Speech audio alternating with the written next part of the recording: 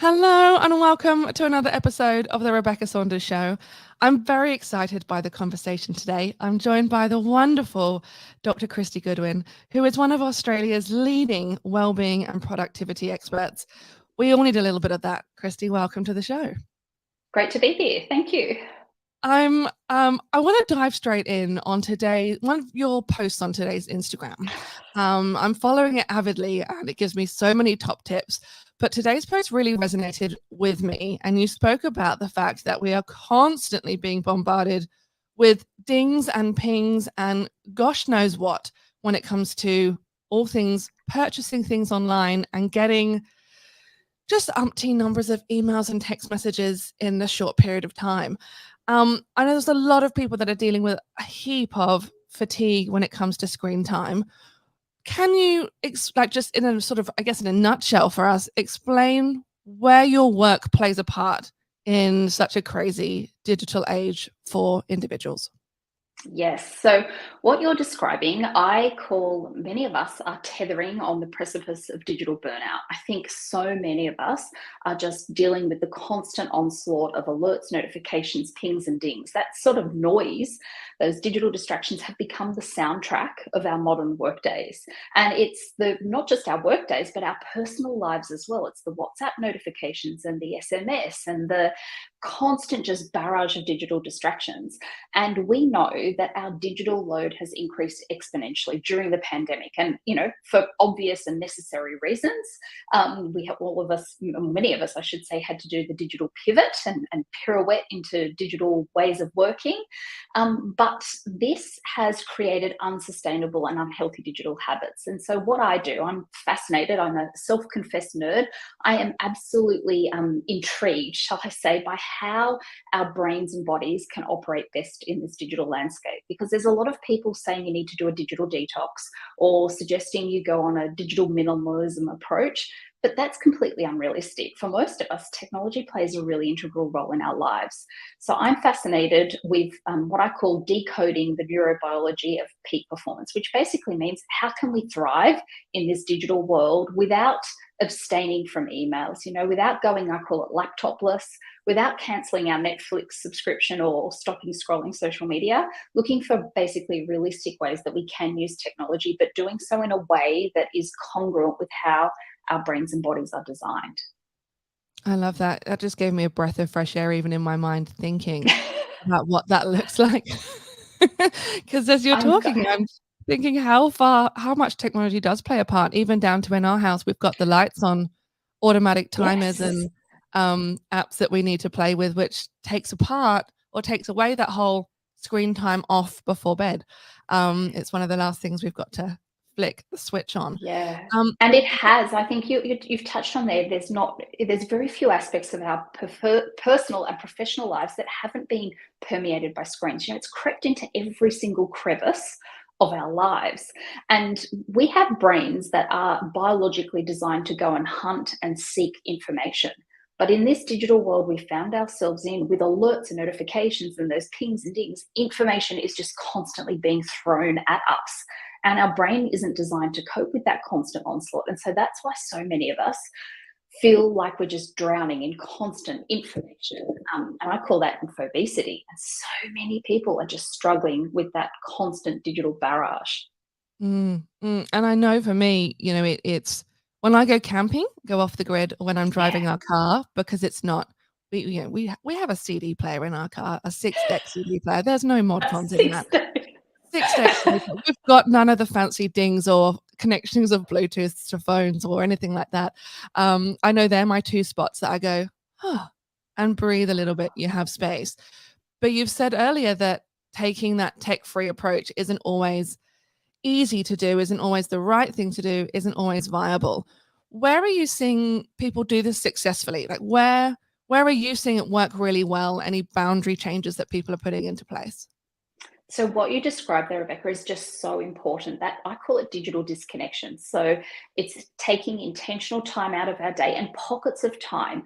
We used to naturally have pockets in our day where we weren't tethered to technology. We used to stand at a bus stop, or we'd wait in the queue at the supermarket, and we didn't have a phone to pull out and start scrolling.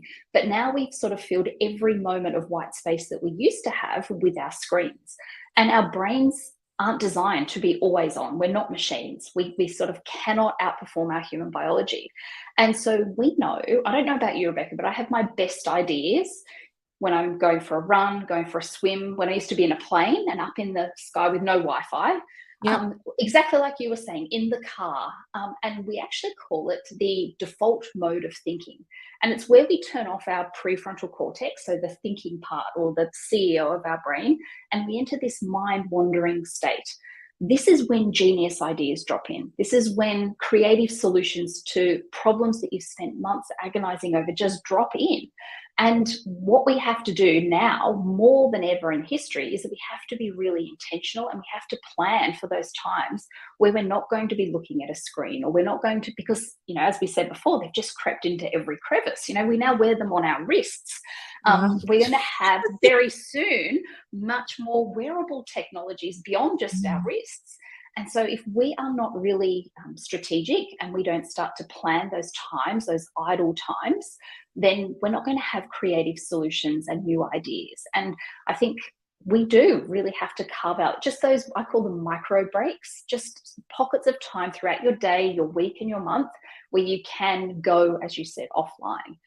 It's just so important, but we overlook it, and we think we can just keep going and going. And I often say we're not like our computers. We can, like, they need recharging, we do too, but we don't have a constant power source, so we have to switch off sometimes. Very much so. And I'm subject to myself to a complete digital burnout, so can definitely advocate for the benefits of that switch off time completely. When you talk of though pockets of time, I always think when I'm listening to anyone giving, there are pockets of time for this, or go just grab that, or a pinch of this, and you go, what does that mean? Like, what does that quantifiably mean? And Yep. what should I be putting into my day? So I'm going to yes, I often say the basics work if you work the basics. So I love giving people micro habits. So as I say, I'm not all for, digital detoxes or anything really radical like that. What I think, if we can just make small little micro adjustments to our days and start to work in alignment with how our brains and bodies work, will yield huge benefits without having to, really radically transform our lives. So a simple break can be as much as just 40 seconds. We've got studies that show us that if we go outside, so I call it green time, so time in nature, whether that's standing on your balcony, going for a walk in the local park, if you're lucky enough to have a patch of grass near where you work, just somewhere out in nature for 40 seconds, it will reduce your cortisol levels. That's a stress hormone. So this is not really complicated. We also know lots of us have experienced digital eye strain because we're spending our days going from Zoom or Teams calls back to our inboxes and then back to a spreadsheet on our computer. And our eyes, again, aren't designed to cope with that amount of blue light and screen exposure. So we've got another study that tells us that just closing our eyes for 10 seconds. I'm going to do it now, and it will look very odd if you come in midway through this particular interview. It won't be odd if you're listening to the I'll do it too, so it looks equally odd. Please do. And you can do this on your Zoom and Teams calls. You can just pretend that your camera's frozen. Just don't move while you'll gesticulate during the time. But 10 seconds, I'm going to open mine now, will give your occipital lobe. So this is the part of your brain that processes what you're seeing. It gives it a bit of a reset. So something as simple as getting out in nature for 40 seconds or closing your eyes for 10 seconds. So ideally they're short breaks. I often say a micro break is about 5 minutes. And so many of us are not taking the breaks because we've shifted to sort of hybrid or remote ways of working.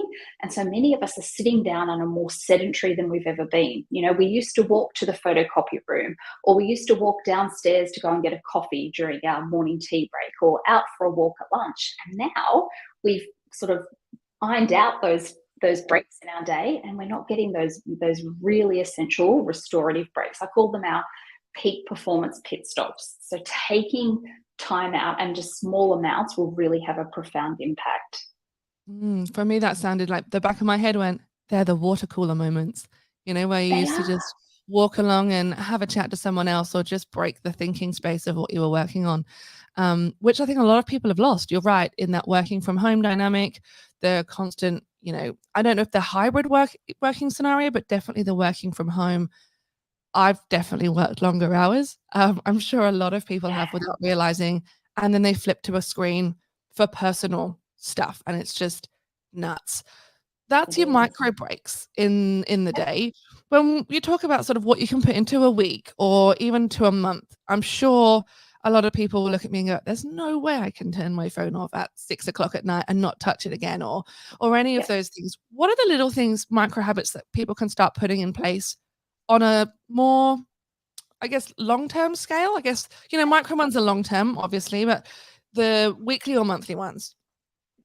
So I call them meso breaks. So a little bit longer than a micro break, so a bit more than the 5 to 10 minutes. I'm actually saying we need at least 2 hours a week where we digitally decompress. So we unplug, and that might be an organized sport activity. That might be some sort of community involvement that you might be partaking in, but something where we intentionally go offline just for 2 hours. So hopefully most of us could find a 2 hour pocket in our days, So in our weeks. that's not walking with your headphones on, listening to a podcast. Well, look, Or preferably is it? not, but Yeah. it depends what you're listening to. So again, if your purpose is to have this new idea, if it's to have a complete break, then I would suggest perhaps not listening to a podcast. But there's evidence that tells us that we actually process information in our brains in a different way when we are physically active.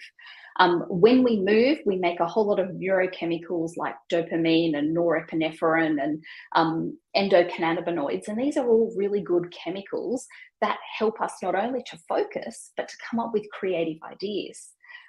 But again, because we're sitting down a lot of the time, we're not getting that physical movement. So if you can, walking or doing something some sort of physical activity in that break can have some added benefits as well.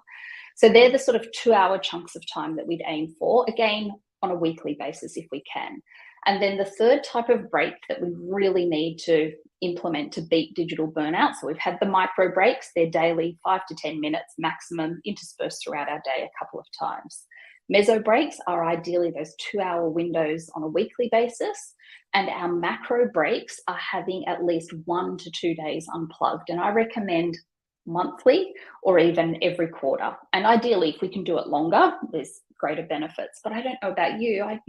When I go on holidays and there's no Wi-Fi, I'm a really different person. My shoulders seem to drop, and I think we've just lost that time because of our tethered lifestyles that we're all leading. Completely.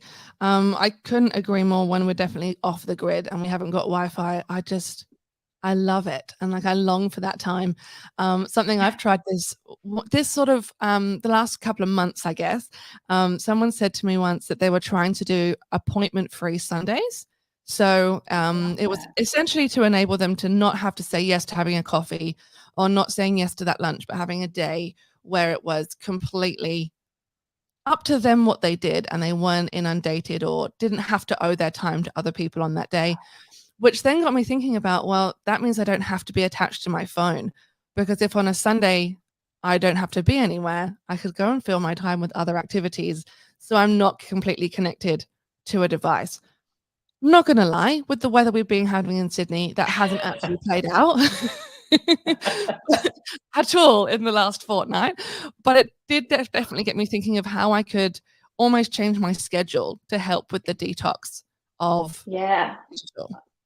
I love that. And another really pragmatic strategy that I often recommend to people for their well-being and their performance is not to try not to bookend our days with our phones. And so I'm talking about the very first thing that we do when we wake up and the very last thing we do before we go to sleep, because we've got ample evidence that tells us that rolling over, and research actually tells us that 90% of adults reach for their phone before their partner first thing in the morning. 90% of us. And so if we roll over, I call it the roll and scroll. If we roll over and start scrolling, what we do is we activate the limbic part of our brain. And this is the emotional hub of our brain. And we only need to see, and at the moment it's hard to escape any upsetting news story, but you only need to see one upsetting post, one nasty comment on social media, one email that triggers you and you think, oh, how am I going to deal with this? And we've activated that stress response, and our feet haven't even hit the ground. Heck, we haven't even said hello or good morning to our partners. And so these digital intruders have really set almost the emotional tone of the day, and it's really hard to come back from that. So I'm not suggesting you need to do like a miracle morning or a monk morning. If you do, that is brilliant. But I'm saying if you can carve out the first 10 minutes, because this is where we're transitioning from being asleep into a wake state, and this is a really ripe brain state for us to be in. So if we can carve out those first 10 minutes, and ideally at the end of the day, this one I know is harder, but if we can try to have at least 60 minutes, and I can hear people almost panicking as I say that, but have a 60-minute curfew before we go to sleep, because we've got lots of evidence that tells us that if we are on, particularly our phones or tablets, that they emit a lot of blue light, that blue light will not only delay the onset of sleep, so it takes us longer to actually fall asleep, but new studies have also told us that blue light exposure will actually shrink the restorative stages of our sleep cycle. So you might still be getting, and this is why so many of us in the pandemic experienced feeling tired and wired. People were saying, I'm still getting 7 or 8 hours sleep, but I'm more tired than ever before. And one of the reasons was because of the increased blue light exposure. We weren't switching off our digital curfew time. And so that blue light actually meant that we weren't getting as long in our deep and our REM sleep cycles. And so you can still get the same volume of sleep, but you will wake up feeling tired because you haven't had that deep restorative sleep. And it's blue light. Wow. And does the blue light, is that just on phones and tablets, or does that include TV screens? Great question. And so this is a really good lead into another solution. So it tends to be that the greater blue light is amplified on the smaller the screen size. So phones emit a lot of blue light because it basically is used to illuminate the screen. So your phone, your tablet, your laptop, handheld gaming consoles all emit blue light. Your Kindle or your e-reader does not. Most commercial e-readers do not emit blue light, so they're a fabulous alternative. Most TVs do emit blue light, but nowhere near as much as what your small screen does. And hopefully most of us don't sit as close to our TV as we do our handheld consoles and devices, hopefully. Yeah. So that can be, and this is where I often say to people, watching Netflix on your phone is far worse than airplaying it or streaming it on your television, because your television doesn't emit as much of that blue light, and your television is passive. At the moment, very few of us are actually tapping, swiping and pinching on our televisions. That will come though, if you don't already have one of those, but it's much more of a passive activity. So watching TV is a much better choice before we go to sleep. Listening to a podcast, listening to an audio book, listening to a mindfulness app are all better alternatives than, checking your emails or swiping at social media. Yeah, and I'm thinking today I'm going to have to put my phone in a different room, Kristy, to break this cycle. I do. Please, I don't have one here. I normally show. They're in another room. For that very reason, we've been providing some of our clients with digital wellbeing boxes, and inside these boxes, they get a whole lot of little goodies, physical goodies, and one of them is a good old-fashioned alarm clock. Because when I say keep your phone out of your bedroom, a lot of people say, I can't, it's my alarm. And when we give them a good old-fashioned timber alarm clock, that can be a great substitute. I know a lot of people disregard that advice. So if your phone does come into your room, my 2 tips. Number 1 is make sure that it's on airplane mode. An Australian study told us that 20% of Australians are being woken up throughout the night because of alerts and notifications. Oh, wow. Once you get woken up, when you fall back asleep, you don't pick up where you were in your sleep cycle. You go way back to the beginning. So imagine the cost in terms of having those interrupted sleep cycles. So make sure that it's on airplane mode or do not disturb. You're not getting anything coming to you. And my second tip is that if it does go into your room, put it somewhere where you can't see it. So can you put it on your dresser and put a book or a magazine on top of it? Because when we wake up, and we naturally do wake up in the night to go a glass of water, go to the bathroom, just seeing your phone can be a psychological trigger for you to start thinking, I wonder if Cheryl got back to me on that really tricky situation we were dealing with. Has Bob from accounts reconciled the accounting error that I noticed? It really can be that much of a trigger. So switched off or on do not disturb mode and out of sight, and then it could possibly go in your room if you really can't sort of be apart from your digital appendage. Yeah, I never thought of it that way, in terms of just seeing it might trigger, oh gosh, has that been done? I've got to do this. That's my other to-do list. All of the things just start clonking away. And as you said, alarm clock, I'm going, oh, maybe I should see if I should put the alarm clock back. I've still got one. It's sat right here. I'm pull it out. And it's one of those ones that keeps going from being really silent to you can hear the gradual ticking. Yes. So I've got to have to find the right one that is completely silent. But it does sound like a simple solution.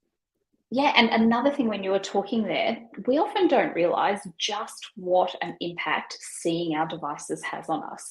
A study was published a couple of years ago, and it told us that if we are trying to work and we've got our phone nearby, which, let's face it, most of us do, it's sort of in close proximity.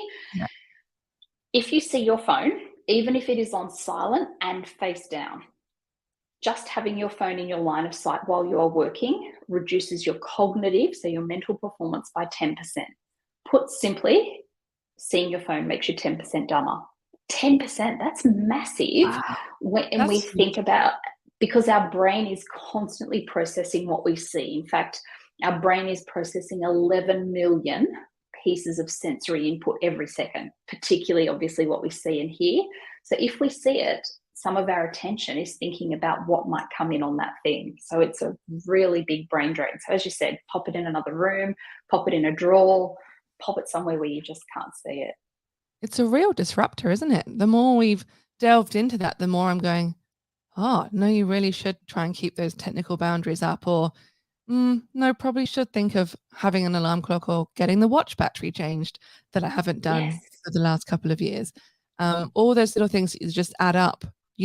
Without having this conversation, I don't think I'd have realized that's the impact that it's having the phone in the same room. That's pretty scary. It is.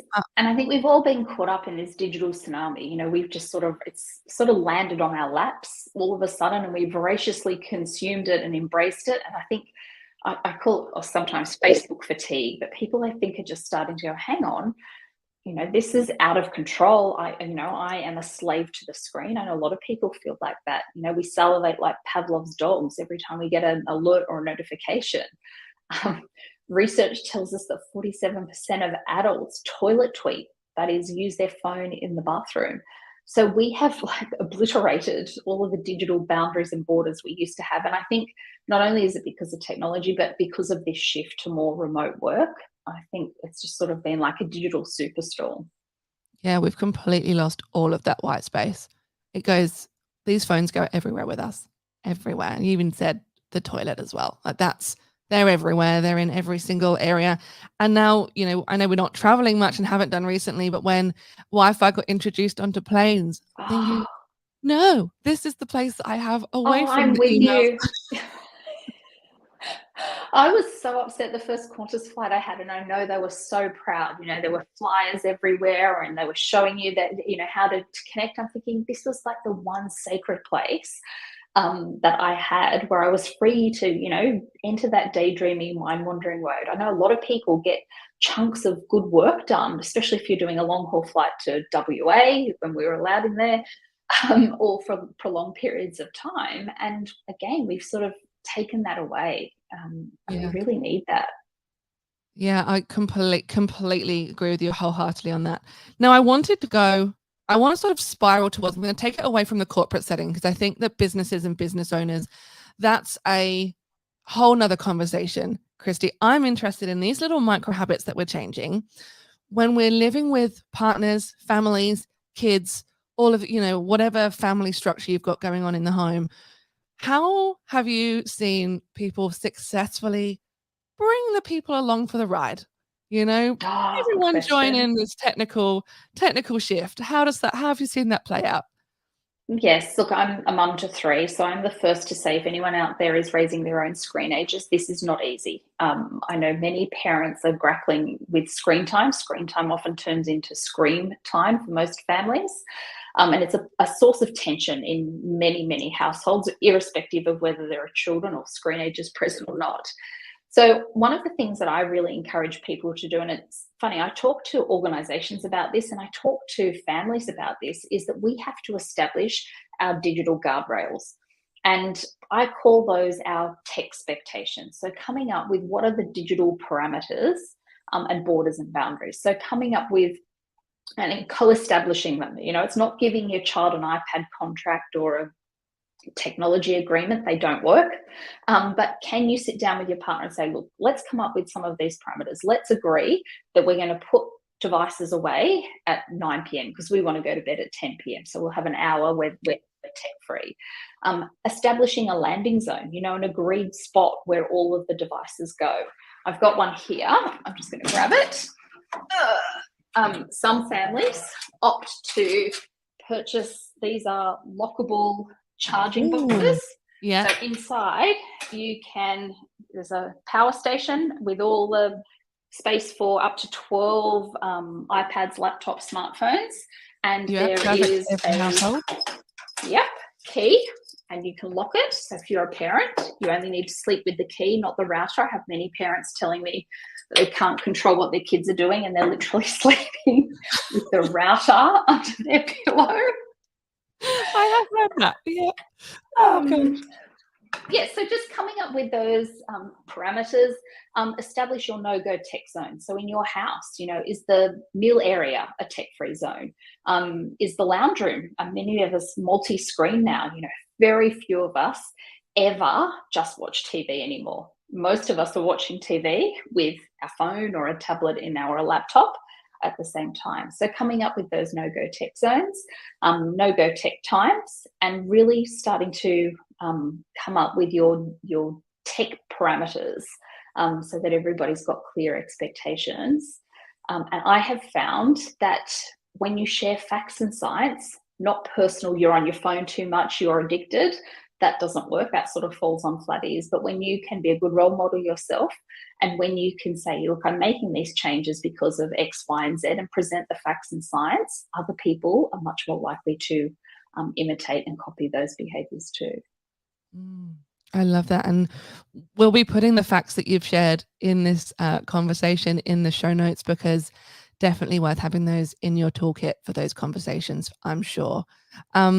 Kristy, you've given us so many helpful tips and tricks in today's conversation. Where can people find more, find you, learn more?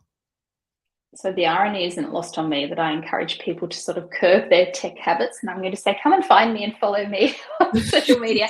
But I do try and share really practical things, so you can sort of justify your scrolling on social media saying I'm learning about my tech habits. You do but share I am practical things, yes. Thank you. My digital home is at drkristygoodwin.com, and I share tips for parents mainly on Facebook, and Instagram and LinkedIn is where I try and share more resources for professionals. So hopefully you can find some tips and tricks there. And I've got a digital wellbeing checklist that I'll share as well with you. Fantastic. I can't wait to get my hands on that one. Kristy, thank you so much for joining me on today's show. I could talk to you for hours about this stuff, but I feel that I've got enough actionable tips now. Good. I need to put into place. I really appreciate you taking the time to come on the show and having a chat. My pleasure. Great to be here, and thank you for your time as well.